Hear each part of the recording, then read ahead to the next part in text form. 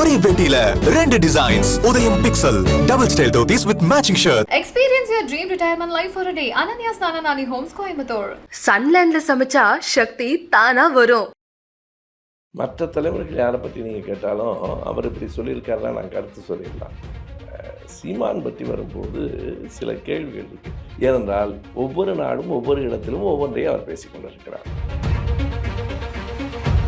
ஒரு முறை பேசும்போது இல்லை சீமான் அப்படி பேச வேண்டாம் என்று நான் சொன்னேன். இல்லைண்ணே அப்படித்தானே பேசணுன்றார். ரொம்ப மோசமாக பேசுகிறார் இந்து மதத்தில். இன்னைக்கு மாயோன் எங்கள் இறைவன் இப்போ மாற்றி பேசுகிறார்.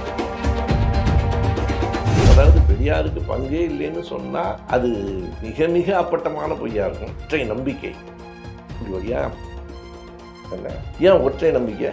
உங்களுக்கு மட்டும் ஒற்றை நம்பிக்கை, பெரியாருக்கு வந்தால் ஒருவரை மட்டும் அவர் சொல்லணும். அதாவது பெரியாரை பற்றி பேசும்போது அவரை பற்றி பேசுவது எனக்கு கொஞ்சம் பெரியாருக்கான தரக்குறைவாக எனக்கு படுகிறது. இல்லை சார், மற்றவர்களையும் அங்கீகாரப்படுத்துகிறாரோ? சமப்படுத்துதல் என்பதே அது அங்கீகாரம் அல்ல, உரிய இடத்தை மறுத்தல். அதுக்கு இது ஒரு தந்திரமான வழி. ஏன் இப்படி பண்ணணும்?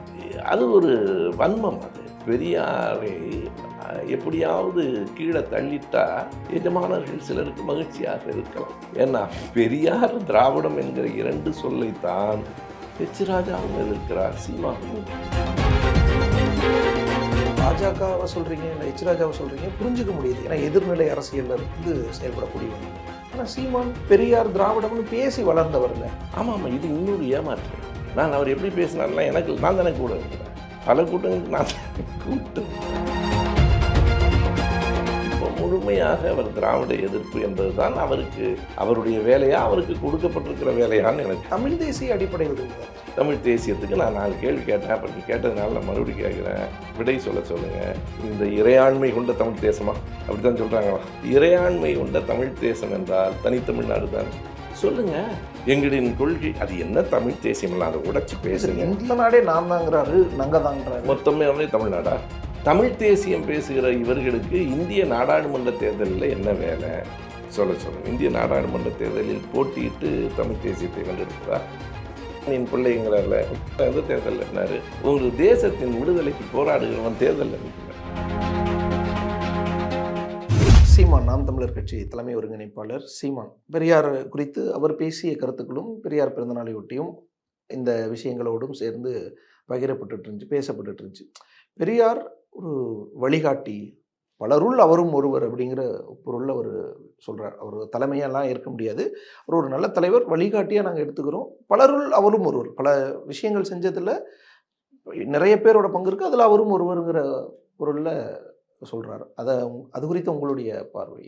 மற்ற தலைவர்கள் யாரை பற்றி நீங்கள் கேட்டாலும் அவர் இப்படி சொல்லியிருக்காருன்னா நான் கருத்து சொல்லிடலாம். சீமான் பற்றி வரும்போது சில கேள்விகள் இருக்குது. எப்போ சொன்னார்? அதாவது 2008 சொன்னதா, 2012, 19, முந்தா நாள் சொன்னதா, இன்றைக்கி சொன்னதா, பழனியில் சொன்னதா, திருவண்ணாமலையில் சொன்னதா? ஏனென்றால் ஒவ்வொரு நாடும் ஒவ்வொரு இடத்திலும் ஒவ்வொன்றையும் அவர் பேசிக்கொண்டிருக்கிறார். நான் எதுக்கு பதில் சொல்கிறதுன்னு ஒரு கேள்வி. அவர் இப்போ நிலையாக பிள்ளையாரை பற்றி அவர் பேசியிருக்க 2 விஷயத்தையும் பார்த்தீங்கல்ல, இன்றைக்கி எங்கே பார்த்தாலும் ஓடிக்கிட்டுருக்கு. அதாவது நான் கடவுள் நம்பிக்கை இல்லாதவன், ஒரு நாளும் பிள்ளையார் பற்றி அப்படிலாம் நான் இழிவான சொற்களால் பேசினதே இல்லை.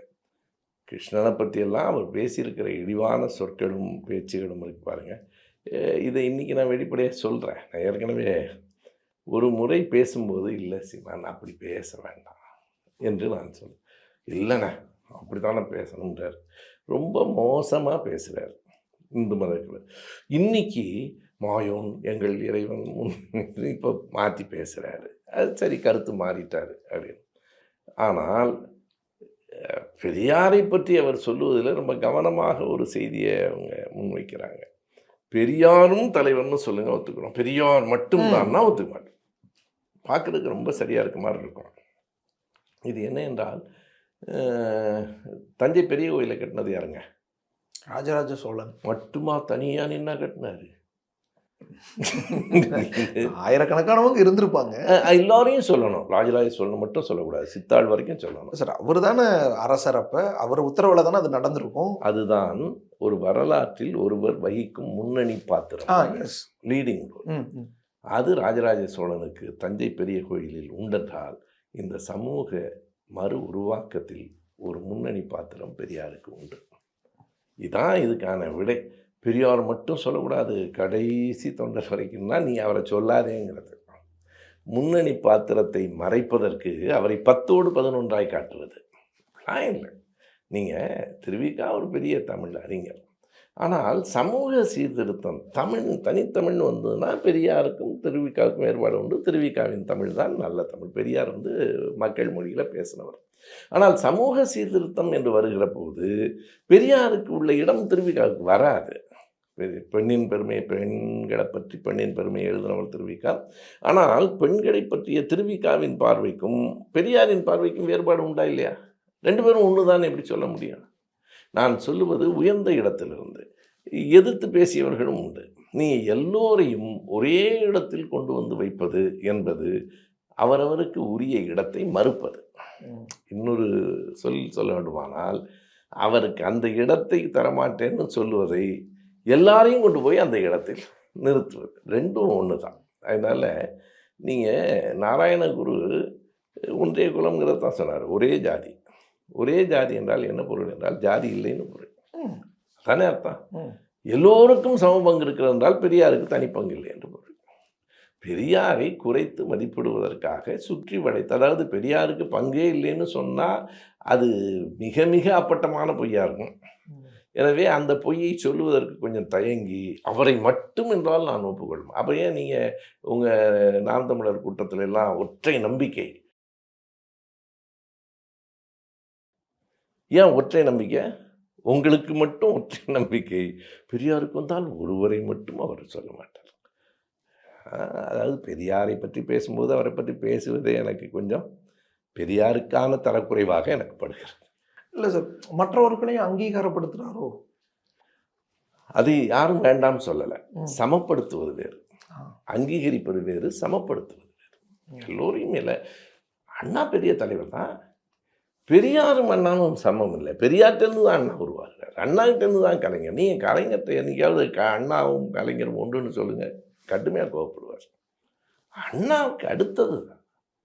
அண்ணாவுக்கு அடுத்து பலர் இருந்தாங்க, நாவலர், கலைஞர், சம்பத்து, பலர் இருந்தாங்க. அதில் கலைஞர் மேலே வந்தார்.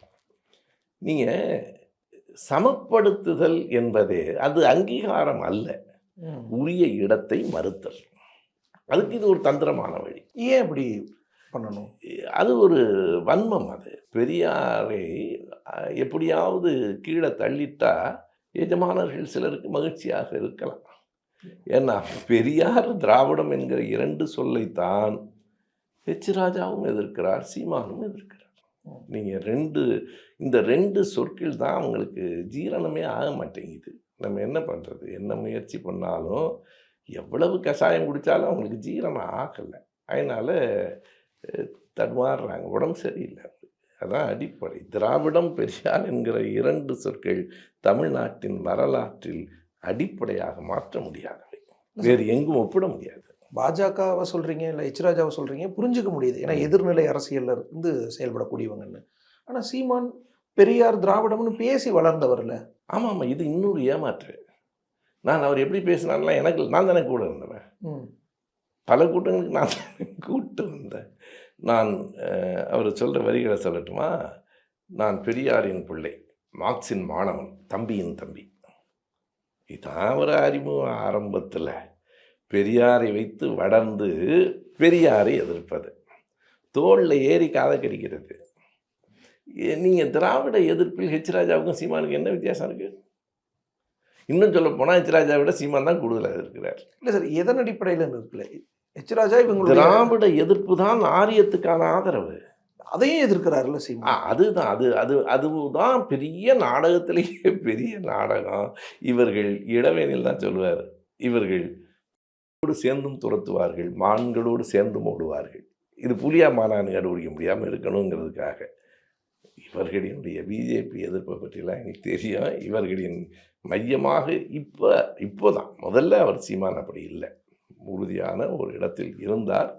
இப்போ முழுமையாக அவர் திராவிட எதிர்ப்பு என்பது தான் அவருடைய வேலையா, அவருக்கு கொடுக்கப்பட்டிருக்கிற வேலையான்னு எனக்கு தெரியும். தமிழ் தேசிய அடிப்படையில் இருந்ததானே சார்? தமிழ் தேசியத்துக்கு நான் 4 கேள்வி கேட்டேன். அப்போ நீங்கள் கேட்டதுனால நான் மறுபடியும் கேட்குறேன், விடை சொல்லுங்கள்.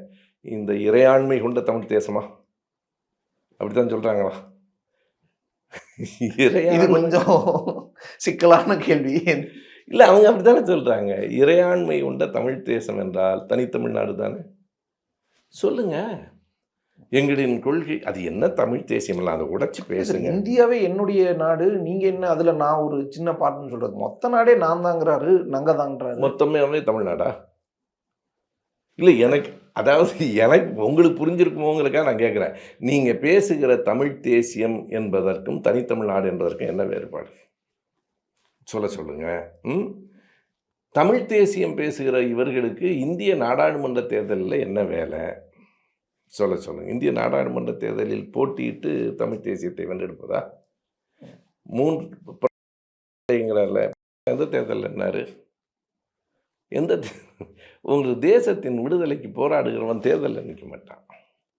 சரி, இன்னொரு கேள்வியும் கேட்குறேன். இந்த தமிழ் தேசியம் பற்றி அவர்களின் நாம் தமிழர் கட்சியின் கொள்கை அறிக்கையில் அதிபர் முறையை வரவேற்கிறார்கள். அதிபர் முறை அத்தனை தேசிய இனங்களுக்கும் எதிரானது இல்லையா? இதுக்கெல்லாம் விடை சொல்லுங்க. அப்புறம் அவருடைய தமிழ் தேசம் பற்றி நான் பேசுகிறேன். தேர்தல் சீர்திருத்தங்கள் எல்லாரும் பேசுவாங்கல்ல சார்? அதிபர் முறை என்பது பார்லிமெண்ட்ரி டெமோக்ரஸிக்கு நேர் எதிரானது. பிரசிடென்ஷியல் டெமோக்ரஸி முற்றிலும் எதிரானது. தேசிய இனங்களின் உரிமைகளை வீழ்த்துவது. நீங்கள் தமிழ் தேசம் பேசிக்கிட்டு தேசிய இனத்துக்கு எதிராகவும் பேசிகிட்டு இருந்தால் என்ன பொருள்?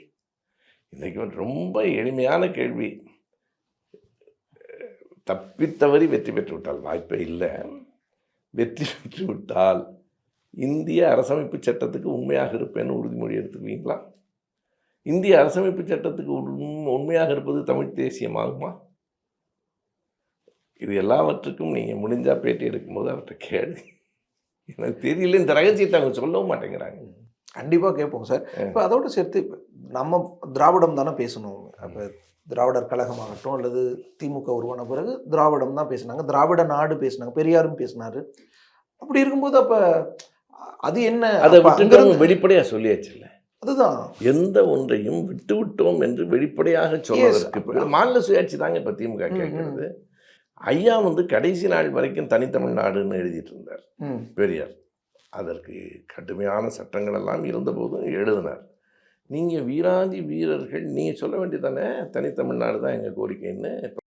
பிள்ளைகள் நீங்கள் சாதாரண ஆள் கிடையாது, எங்களை மாதிரி கடைசி கட்டம் வரைக்கும் அந்த பக்கமே ஒரு வரல. நான் பொடாவில் சிறையில் இருந்தபோது பார்க்க கூட வரல.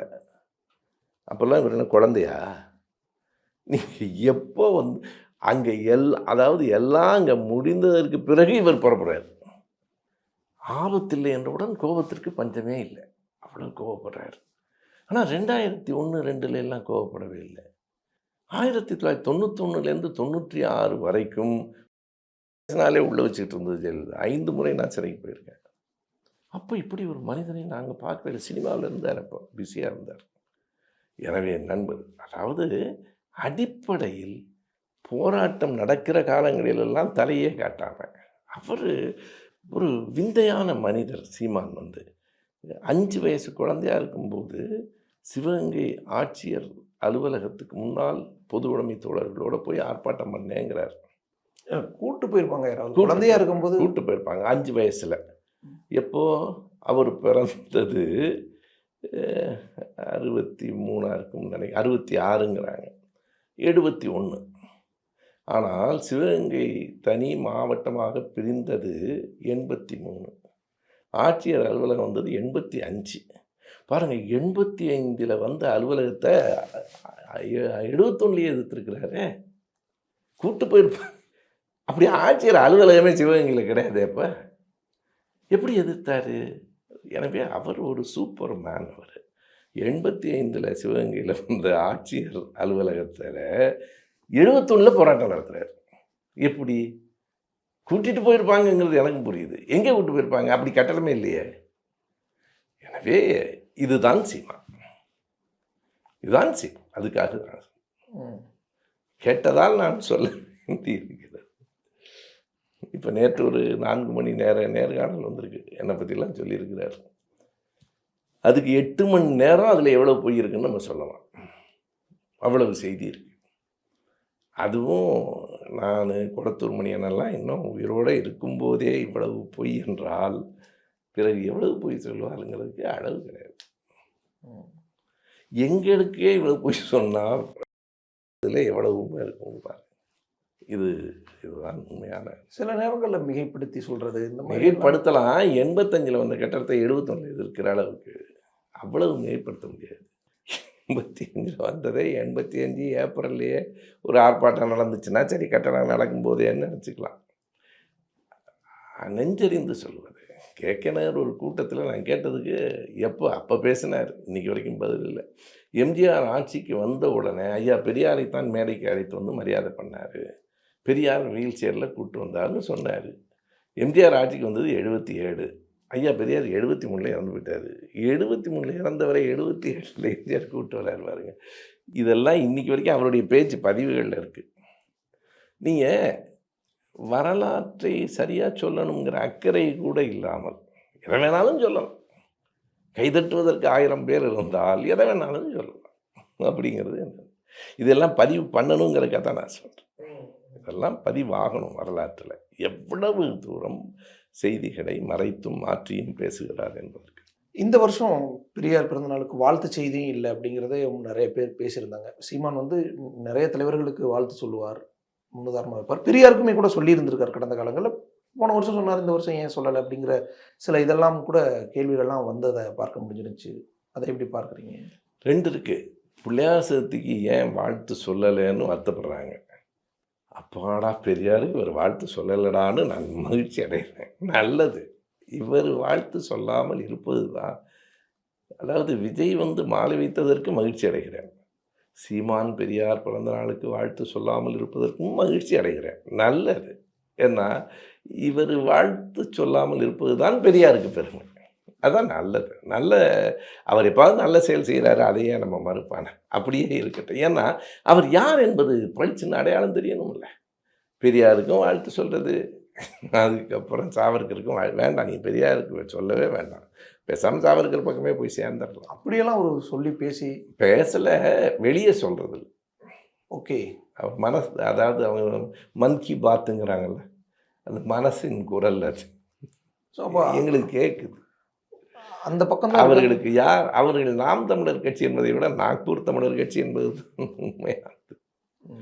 சார் ரொம்ப கடுமையாலாம் எதிர்த்துருக்காங்க சார். எதிர்க்கிற மாதிரி தோற்றம் அது. நீங்கள் காலம் உண்மையெல்லாம் சொல்லும், கொஞ்சம் காத்துருங்க. காலம் உண்மையை சொல்லும். எத்தனை காலத்துக்கு மறைக்க முடியாதெல்லாம் மறைப்பதற்கான முயற்சி. நன்றி சார், உங்களுடைய நீங்கள் பண்ணுற கருத்துக்கு நன்றி. நன்றி, வணக்கம். ஒரே பெட்டியில 2 டிசைன்ஸ். உதயம் pixel double style dhotis with matching shirt. Experience your dream retirement life for a day. Ananya Snananani Homes, Coimbatore. சன்லேண்ட்ல சமைச்சா சக்தி தானா வரும்.